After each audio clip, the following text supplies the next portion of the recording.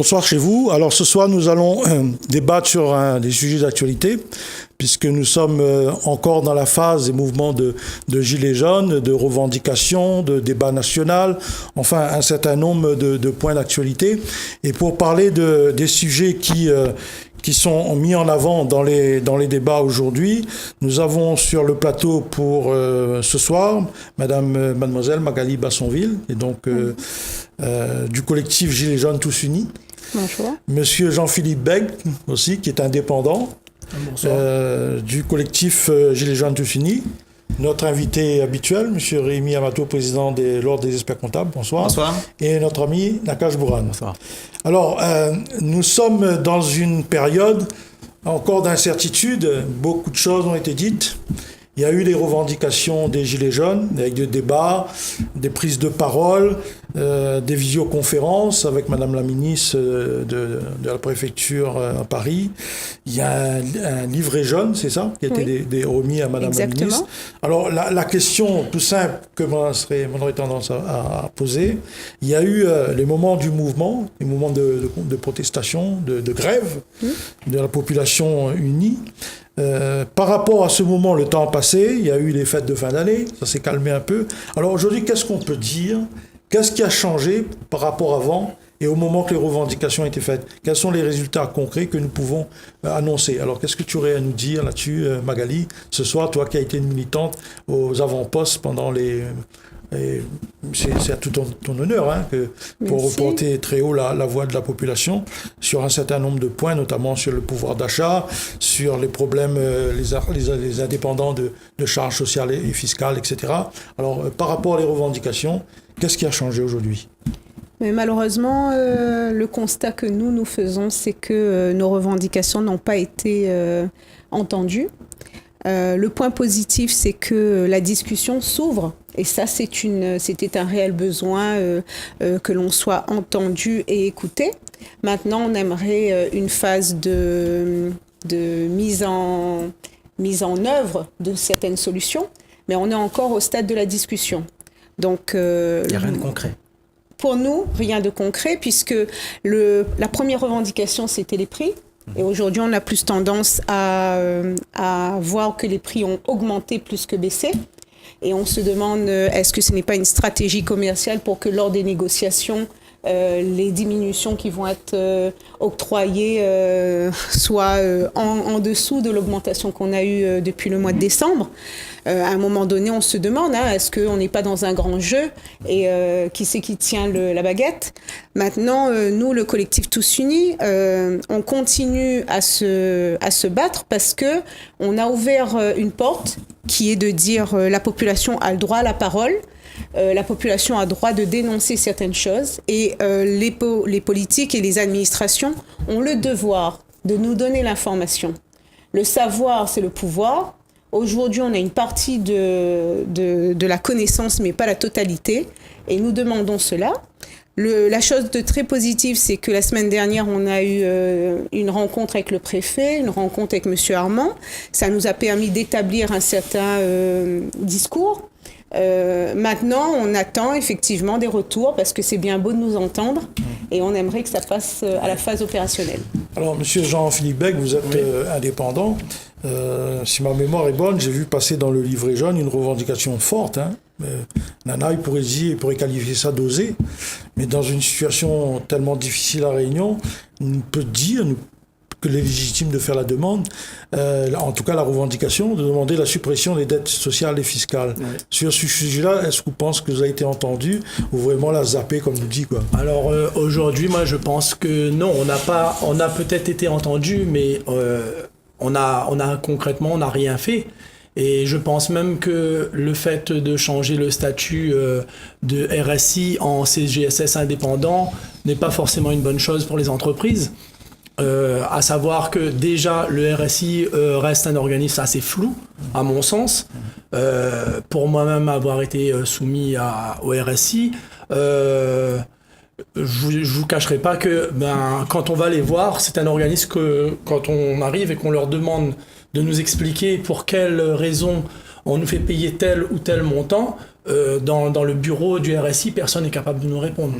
Oui, mais M. Beck, ce que je voudrais dire, c'est que, bon, mais nous peut comprendre la revendication, il connaît la situation, et moi, je l'ai au premier lieu pour dire qu'il connaît aussi la situation. Mais est-ce que nous l'a pas parti un peu trop vite et généraliser le problème, alors que, pour faire le lien avec Rémi d'ailleurs après, aujourd'hui, nous l'étions en suspens en attente de la prolongation des mesures de la LODEOM, qui permettait un certain nombre d'abattements pour des entreprises. Et ça, elle est restée un peu sous silence. Et nous, l'impression que non seulement l'IA reste sous silence, mais à mon avis, et Rémi pourra nous apporter des explications là-dessus, est-ce que là, toutes ces mesures-là n'ont pas été supprimées? Tout simplement. Alors, juste pour revenir sur le RSI, donc moi je suis expert comptable, attention, je suis pas membre du RSI, Giraud. T'as tendance à le confondre des fois. Non, Rémi, donc soyons clairs. Ma question est pratique. Ouais. Alors attends. Il y a eu des revendications disant il faut supprimer les dettes sociales et fiscales. Je dis qu'on est parti un peu vite. Oui. On aurait dû aborder le problème de la LODEOM. Alors il y a plusieurs choses. Concrètement, pratiquement, je te dis où en est-on là-dessus? Il y a plusieurs choses. Revenons sur le RSI qui a été une grosse catastrophe jusqu'à globalement 2012. On l'a tous vu. C'était une catastrophe industrielle qui globalement a fini par se résorber. Dans les 2-3 dernières années, les problèmes importants, ils ont été traités. Sous réserve bien entendu que le contribuable, le chef d'entreprise, ait voulu qu'ils soient traités. S'il n'a pas voulu qu'ils soient traités, certains sont restés en anomalie. Mais effectivement, pendant ce temps-là, et Giraud, tu as raison, et Jean-Philippe, je suis d'accord, c'est-à-dire que le basculement à la sécurité des indépendants laisse planer au-dessus de nous un rapprochement avec le régime général de la sécurité sociale, comme les salariés. Il faut savoir qu'en Outre-mer, pour avoir une idée, sans parler de chiffres compliqués, un chef d'entreprise payait 2 fois moins cher qu'un salarié. Quand tous les salariés peuvent faire l'exercice, ils prennent leur fiche de paye, ils regardent le net et ils comparent par rapport au coût global de la fiche de paye, c'est-à-dire avec les charges sociales salariales, les charges sociales patronales. Le coût RSI coûtait 2 fois moins cher. Pourquoi, Giraud? Parce qu'il y avait des exonérations qu'on appelait Outre-mer, LODEOM, LOOM, enfin chacun avait son vocabulaire, mais des exonérations qui étaient importantes. Ces exonérations, dans la loi de finances de 2017, qui vont s'appliquer dès maintenant, vont partiellement sauter. Alors je dis bien partiellement, c'est-à-dire jusqu'à 50 000 euros de rémunération pour un indépendant, ces exonérations restent, et de 50 000 à 90 000, elles seront dégressives, et à partir de 90 000, on aura le même taux qu'au niveau national. Effectivement, il y avait une bagarre à faire là-dessus. Après, je reviens sur la suppression des dettes. J'allais dire c'est un cas par cas. Mais que dire si le gouvernement avait accepté la suppression des dettes? Que dire aux chefs d'entreprise qui ont payé? Que dire aux chefs d'entreprise qui se sont saignés pour payer? Je vois ces chefs d'entreprise, c'est ma clientèle. Donc je vois ceux qui payent globalement et je vois leur train de vie. J'ai aussi des clients qui ne payent pas et je vois leur train de vie. Et sincèrement, j'ai du mal à expliquer à mon client qui paye, qui globalement, parce que c'est un des indicateurs locaux qui roule avec sa fourgonnette, et mon client qui ne paye pas, qui arrive chez moi en gros 4x4 de luxe. C'est ça le truc, c'est-à-dire que l'argent qu'il a, soit il dépense, soit ça n'est plus dans ses prix de revient. C'est-à-dire qu'il est hors marché. Celui qui a arrêté de payer les cotisations sociales, ça s'appelle RSI haute. En fait, c'est une sorte de concurrence un peu déloyale. Exactement. Ça, comme ça. Ça, c'est le premier point. Et le deuxième point, moi, je veux bien qu'on arrête de payer les cotisations sociales. Mais à ce moment-là, quand on va à l'hôpital, on paye. À l'américaine. C'est ce que je voulais dire. Comprends bien C'est-à-dire que les dettes... En fait, ce que j'ai voulu dire, en fait, dans nos revendications, c'est aussi stratégique, on n'est pas bête non plus. Je veux dire, quand on demande quelque chose, on demande toujours plus pour obtenir un petit peu moins. Ah, je comprends. Que je parle de suppression. Quand on parle de suppression, on parle pour, bien sûr, pour que le système quand même continue à être équilibré, quoi. Alors, je voulais vous dire qu'en mars 99, on remonte à quelques années, il y a eu une forte mobilisation des indépendants à La Réunion. À l'époque, les entreprises écroulaient sur les dettes sociales et fiscales. La revendication a été la même. La réponse a été de dire loi d'orientation, 50% d'abattement. On avait obtenu 50% d'abattement. Ça a été une avancée. Mais aujourd'hui, les Gilets jaunes ont fait des revendications. Moi, je le vous dis, en toute honnêteté, il y a manqué de débat, il y a eu manque de concertation avec les professionnels, allons dire un peu habitués du système.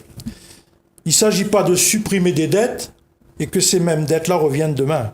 Il s'agit de revoir le mode de cotisation en France. Il est là le vrai débat. Et ça, je trouve que c'est dommage qu'on n'a pas pu lancer un débat là-dessus. Vous allez me dire, c'est encore temps, on est dans la milieu du grand débat.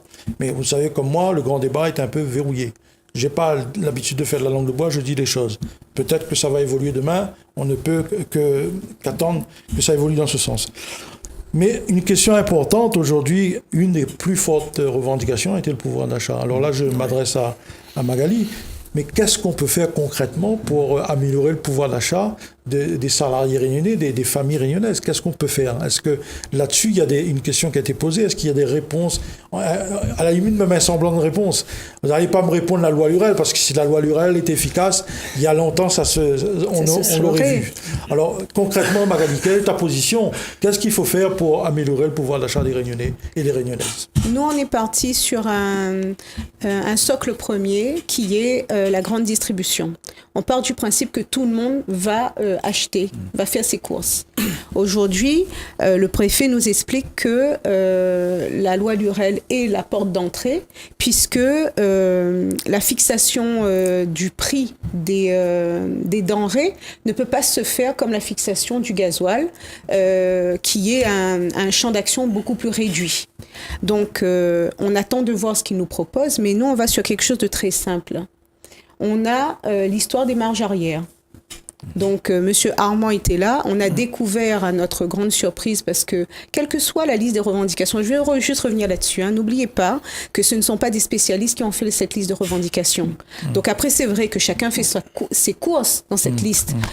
Vous, en tant que chef d'entreprise, automatiquement, vous allez regarder ce qui vous appelle, et vous avez un regard de sachant sur ce sujet. Nous, on part du principe que c'était un référendum qui a été fait à la volée. En 48 heures, on a fait un référendum quand même. Et aujourd'hui, tous les sujets que l'on a mis, c'est justement pour les ouvrir. Et ce n'est pas fermé. C'est pas parce qu'on a dit appuiement des dettes sociales que ça voulait dire absolument ça. C'était qu'on ouvre le dossier et qu'on voit justement les spécialistes qui allaient nous aider. Je te rassure, on a bien compris l'esprit, voilà. Mettre tout sur la table. Exactement. Mettre en vrac, après nous, on va voir ce que ça nous fait. Après, on va voir ce qu'on trie. Mais c'est après, quand ça nous va voir que nous fait, c'est là où on est vide. Oui, parce que justement, ce qui se passe, c'est qu'on est en train de jouer la montre. Il ne faut pas être trop intelligent non plus pour comprendre. Les fêtes se sont passées, la tension est redescendue. Tout le monde s'est dit, bon, après les fêtes comme nous, à La Réunion, on a 1 mois, alors qu'en métropole, il y a 15 jours, ça va se tasser et les choses vont s'arrêter. Donc, on est aussi dans un système où on joue la montre pour voir est-ce que les personnes vont tenir dans leurs revendications, dans leur mobilisation. Donc, nous, on a vécu ça. C'est très difficile. C'est pour ça qu'il y a eu les cases qui ont été effectuées, pour respecter aussi la libre circulation.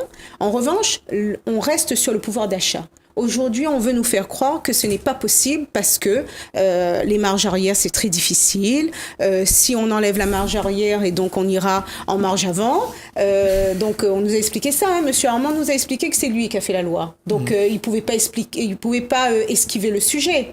Et on reste axé là-dessus. Il y a du travail qui va être fait. Le préfet, comme Monsieur Armand nous a indiqué que c'était dans le sujet.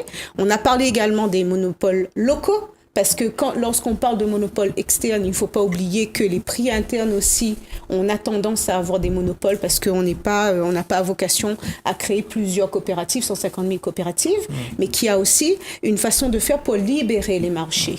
En revanche, pour le salarié en lui-même, pour la situation des entreprises, la seule chose que l'on peut dire, c'est quoi ? Comment travailler ensemble pour que nos entreprises soient moins fragiles? Parce que le mouvement des Gilets jaunes a mis en avant quoi? Que c'est la fragilité de nos entreprises qui font notre difficulté. Donc, on est un département qui ouvre énormément d'entreprises tous les ans. On est avec un dynamisme économique qui est présent, une volonté de faire. En revanche, le système actuel ne permet pas à ces entreprises soit de s'associer, soit de se regrouper pour avoir... qui se ferment justement. Magali, justement, le problème du pouvoir d'achat, on peut s'attaquer au prix des marchandises, des services, etc. Mais est-ce qu'il n'y a pas une réflexion à apporter ailleurs, notamment, il y a une question qui a été posée, est-ce que le travail paye? C'est une bonne question, ça, est-ce que le travail paye? Alors, est-ce que les salaires en France sont trop chargés? Il y a trop de charges, il y a trop de taxes. Est-ce qu'il n'y aurait pas aussi là une réflexion à apporter? Si. Alors moi je vais vous dire quelque chose, je vais vous répondre là-dessus. Nous on a fait un petit peu le tour pour savoir vraiment sur quoi travailler pour faire baisser les prix.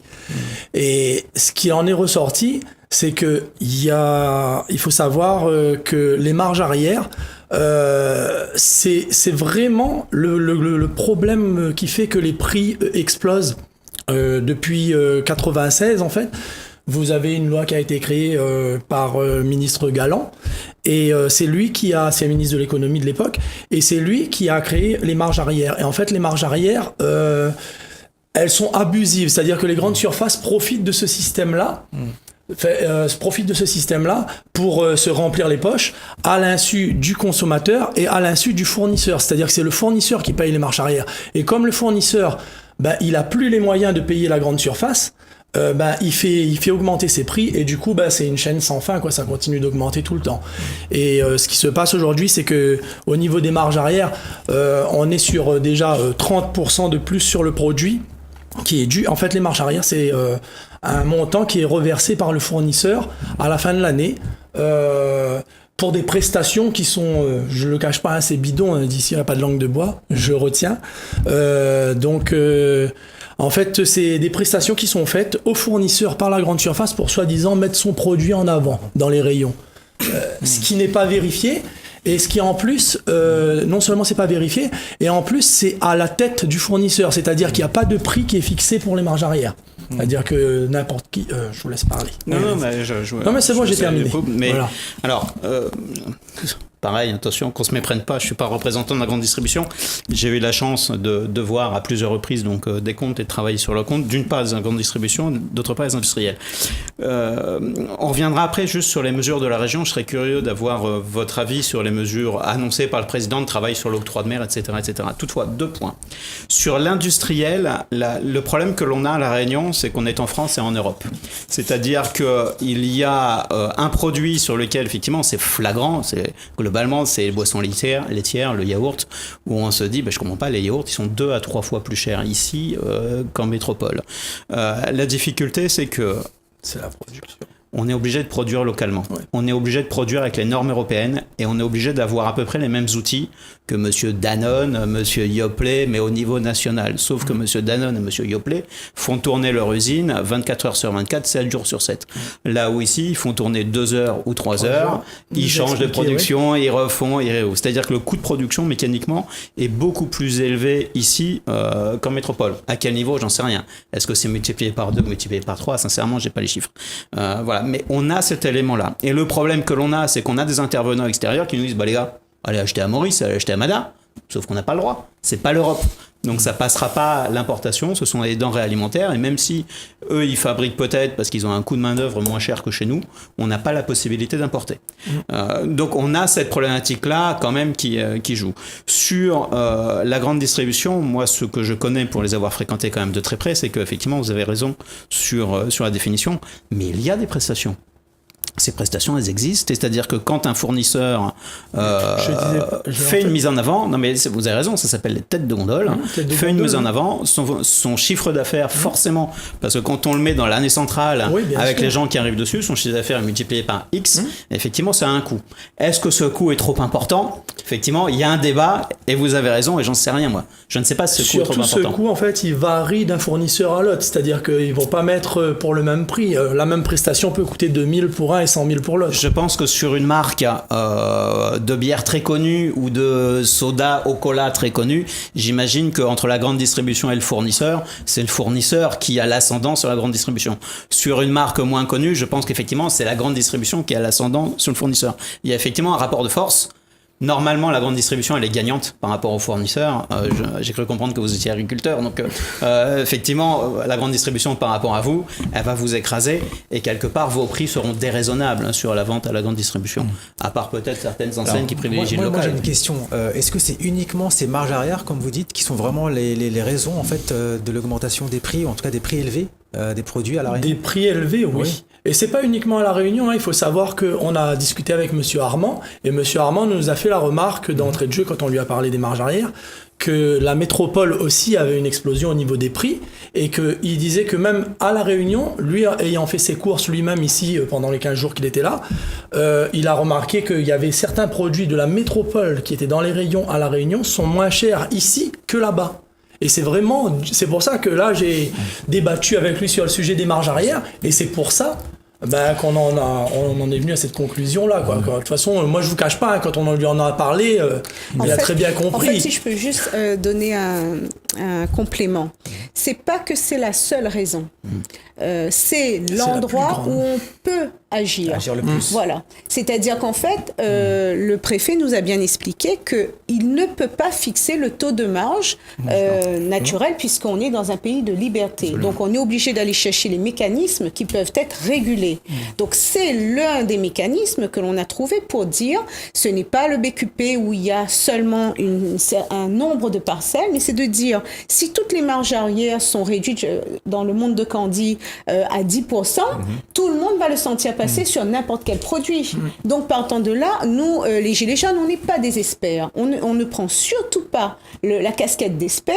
On est là pour dire c'est à vous les experts de nous expliquer comment ça fonctionne et pourquoi est-ce que le Réunionnais qui a 500 € par mois ne peut pas manger correctement. Et une dernière chose, je profite de l'antenne pour dire ce qu'il est ressorti de ces réunions préfecture et le commissaire, c'est de dire que l'être humain oublie son pouvoir parce que c'est lui qui fait le marché. C'est-à-dire que demain, si tous les Réunionnais se disent « moi, je n'achète plus tel ou tel produit parce que c'est trop cher », à un moment donné, la grande surface, elle sera obligée de revoir ses prix. Mais sommes-nous arrivés à cette prise de conscience ? On attend de voir et demain, peut-être que l'on lancera une demande à la population de dire une journée sans achat dans les grandes surfaces pour savoir. En fait, c'est ça, c'est que c'est pas l'État, c'est pas le préfet qui va pouvoir avoir qui va pouvoir mettre une pression sur la grande distribution, c'est vraiment la population. La population pourra mettre une pression. Ce qu'on demande à l'État, c'est une transparence, qu'on sache comment se forment ces prix, parce qu'aujourd'hui, on n'a pas la transparence sur ça. Comment les gens peuvent se mobiliser et se positionner sur tel ou tel sujet quand on ne sait pas comment c'est fait. Donc, il y a des étapes différentes. Alors, Magali, après avoir débattu en tout cas, apporté quelques explications sur le pouvoir d'achat, il y a un autre sujet qui est plus que d'actualité, c'est le taux de chômage à La Réunion. 30%, 3 fois supérieur que la métropole. On a entendu parler là de déclarer La Réunion en territoire zéro chômage. Enfin, il y a un certain nombre de choses qui étaient annoncées. Par rapport aux revendications et ce qu'on a entendu comme mesure, est-ce que vous, Gilets jaunes, vous pensez que ces mesures-là est à la hauteur de la situation à La Réunion ? Ce qui est ressorti dans le mouvement des Gilets jaunes, c'est surtout que les gens ont dit massivement on ne veut plus d'emploi temporaire, on ne veut plus d'emploi aidé. Comment est-ce qu'on régule ça ? En créant. Comment on crée si les entreprises ne se sentent pas en maîtrise de leur marché ? Donc il y a un vrai travail de projection à mettre en œuvre sur, j'aime bien dans le grand débat, on parle de développement endogène. Comment on fait du développement endogène quand on est dans un circuit où on veut copier-coller ce qui se passe en métropole ? Comment fait-on ça ? On ne peut pas le faire parce que ce sera toujours des grandes usines, des grandes institutions que l'on va mettre en place, alors que quand on a une population de plus de 40% sous le seuil de pauvreté, il faut avoir des métiers tertiaires. Il ne faut pas non plus sortir de l'ENA pour comprendre que le développement endogène se fera avec des économies de secteur primaire et qu'on doit vraiment s'atteler à faire des projets de territoire et non pas du copier-coller de la métropole. Donc là, on attend activement les réunions que l'on demande à la région ou au département pour avoir cette vision. Parce que oui, il y a l'octroi de mer. On a demandé un rendez-vous pour qu'on nous explique le mécanisme de l'octroi de mer. Nous, on a des gens qui nous ont expliqué, mais encore une fois, on n'est pas des spécialistes. Le spécialiste doit nous faire la démonstration, nous donner la transparence. Là, on aura un volet peut-être d'action sur la taxation. Mais le problème, il est où ? Quel est le projet à long terme que l'on a mené pour les Réunionnais ? Donc, je ne vais pas rentrer dans le débat politique région et tout ce qui s'ensuit. Mais la question, elle est ouverte. Le Réunionnais, on a pris 40 ans pour avoir l'instruction. D'accord ? Aujourd'hui, on est instruit. On ne rentre pas dans notre pays parce que la plupart des gens ne trouvent pas de métier à leur niveau ici. Alors que qui même peut susciter un développement endogène que quelqu'un qui a vécu dans ce département, a fait ses expériences à l'extérieur et vient avec un œil nouveau. Il y a tout ça, il y a tout ce renouvellement qu'il faut mettre en place pour pouvoir pallier à ce problème de chômage. Magali, concrètement, tu nous dis que le collectif Gilets jaunes tous unis, vous avez un certain nombre de rencontres auprès des divers organismes, des décideurs. Vous faites des réunions de travail sur des situations. On demande des réunions de travail. Voilà. Mais pendant la manifestation des Gilets jaunes, on a dit on ne veut pas de politique, on ne veut pas de syndicats, on ne veut pas tout ça. On peut comprendre. Mais aujourd'hui, quand on fait un tour d'horizon, quand il y a des réunions en préfecture ou ailleurs, ce sont aussi toujours les mêmes qui sont autour de la table. Est-ce que vous amorcez un problème et c'est autour de la table, ce sont d'autres personnes qui parlent à votre place? Est-ce que vous ressentez ça ou pas? Non, pour nous, pour notre collectif, on est une trentaine dans le collectif. Après, on respecte les prérogatives de chacun. Donc, certains sont dans l'action. Donc, aujourd'hui, depuis 3 jours, on a une partie de notre collectif qui défend le domaine marin. Donc, vous avez dû voir les vidéos tournées sur Facebook. On a des personnes qui sont dans le social et donc qui travaillent, qui attendent des réunions qui sont sur le social. On essaie vraiment d'être pluridisciplinaire et on n'a pas aujourd'hui de représentants autres que nous-mêmes pour discuter. Et encore une fois, on veut bien dire aux gens, nous ne sommes pas les spécialistes. Nous voulons juste... Oui, mais justement, est-ce qu'à un moment donné, il ne faut pas... je dirais pas faut pas, il faudrait plutôt qu'il y ait autour de vous des gens qui maîtrisent un peu les sujets, oui, pour ça, pour ne pas aller droit dans un mur, parce que, vous savez, il y a les revendications. Non, pas du tout. Aujourd'hui, on travaille déjà. Il y a les revendications, certes, mais après, il y a ce que j'appelle, moi, l'administration centrale. Oui. C'est pas tout ce qu'on propose, des revendications qui vont aboutir. Je donne un seul exemple, sans vouloir polémiquer. Mais aujourd'hui, il y a des revendications claires qui ont été mises sur la table, dans le domaine social, économique, culturel et autres. Et là, on nous sort qu'il faudra envisager la compensation des gens qui bénéficient du RSA. Donc, vous voyez, on dévie les problèmes. Donc, je suis en train de vous dire, sans vouloir polémiquer, il y a des questions qui ont été posées, et quand moi j'écoute le grand débat, le problème de société, j'entends pas trop, quoi. Chacun défend un peu ses parcelles, là. Quel est l'avenir des collectivités territoriales, quels sont l'avenir des communes et tout ça, mais le problème de fond de la société, il n'est pas véritablement débattu, en tout cas sur la partie économique, j'en vois pas. Moi, je pense que c'est un sujet tellement tellement local que ce débat, il doit avoir lieu dans chaque territoire. Et il n'est pas organisé en ce sens.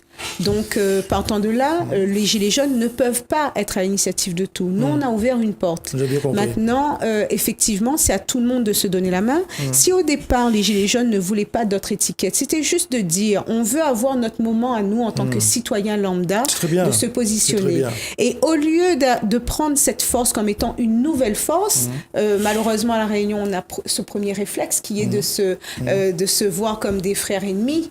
Et je pense qu'avec le temps, on comprendra que le mouvement des Gilets jaunes, des citoyens Gilets jaunes, le mouvement des politiques qui veulent avancer, des syndicats qui veulent avancer, des entreprises qui veulent avancer, on avancera de concert puisqu'on a le même objectif. Justement, est-ce que le moment n'est pas venu que tous ces gens-là se mettent autour d'une table mais fassent un véritable débat? Quand on voit dans certaines communes, peut-être hormis une ou deux, mais on dit, mais si vous avez des choses à dire, venez, écrivez dans un registre.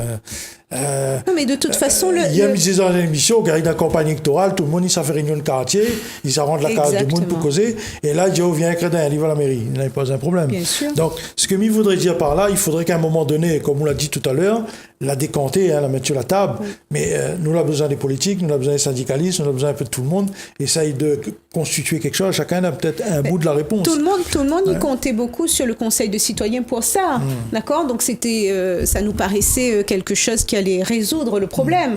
Sauf que c'est tourné au fiasco parce qu'on s'est rendu compte qu'encore une fois, on est dans une bagarre à savoir qui c'est qui va prendre le dessus sur le Conseil citoyen. On a un vrai problème de société qui est de se dire comment est-ce qu'on fait pour travailler ensemble. Et ça, c'est un vrai sujet.